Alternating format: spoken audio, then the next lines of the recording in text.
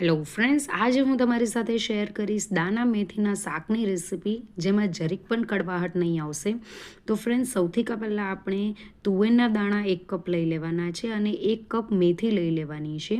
મેથીને બરાબર વોશ કરી દેવાની છે અને ઝીણી સમારી લેવાની છે. અહીંયા કુકરની અંદર તુવેરના દાણાને એડ કરી દેવાના છે. હળદર અને મીઠું એડ કરીને પાણી એડ કરી દેવાનું છે અને આપણે બધું બરાબર મિક્સ કરી દેવાનું છે અને આપણે ધીમા ગેસ પર 2 વિસલ આવે ત્યાર સુધી આપણે કૂક કરી દેવાનું છે. ત્યાર પછી આપણે મસાલો રેડી કરવાનો છે. તો મિક્સર જારમાં લીલું મરચું, આદું, લસણ એડ કરી દેવાનું છે અને અધકચરું વાટી નાખવાનું છે. તો હવે હમણાં એને સાઈડ પર મૂકીએ ત્યાર સુધીમાં એક પેન લઈ લેવાની છે. પેનની અંદર 3 ટેબલસ્પૂન જેટલું તેલ એડ કરીને તેની અંદર અજમો અને હિંગ એડ કરી દેવાનું છે. બંને બરાબર સાંતળી લેવાનું છે. ત્યાર પછી તેની અંદર આપણે જે લીલો મસાલો કર્યો હતો તે એડ કરી દેવાનો છે. બધો મસાલો એડ કરી શકો છો, તમે તમારા પ્રમાણે તીખાશ એડ કરી શકો છો.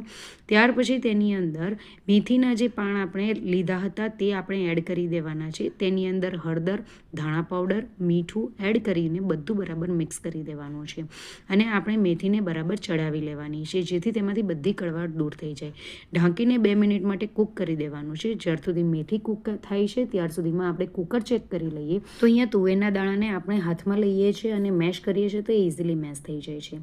આ બાજુ આપણે મેથીને ચેક કરી લઈએ. તો મેથીને કૂક કર્યા પછી આપણે તેની અંદર જે તુવેરના દાણા કૂક કર્યા હતા તે બધા જ પાણી સહિત એડ કરી દેવાના છે અને બધું બરાબર મિક્સ કરી દેવાનું છે અને ઢાંકીને આપણે તેને 2 મિનિટ માટે ચડવા દેવાનું. ત્યાર પછી તેની અંદર આપણે ગરમ મસાલો એડ કરવાનો છે અને તેને બરાબર મિક્સ કરી દેવાનું છે. ગરમ મસાલાને આપણે એન્ડમાં જ એડ કરવાનો છે.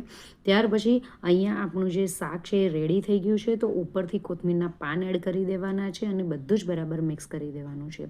ફ્રેન્ડ્સ, આ શાક એટલું ટેસ્ટી બને છે અને ખાવામાં પણ એટલું સારું લાગે છે કે મેથી અંદર જે આપણે એડ કરી છે એમાં જરીક પણ કડવાશ નહીં લાગશે. તો એને હવે સર્વિંગ પ્લેટમાં લઈ લેવાનું છે. તો તમને મારી રેસીપી ગમી હોય તો રેસીપીને લાઇક, શેર અને કમેન્ટ કરજો અને ચેનલને જરૂરથી સબસ્ક્રાઈબ કરજો. બાય.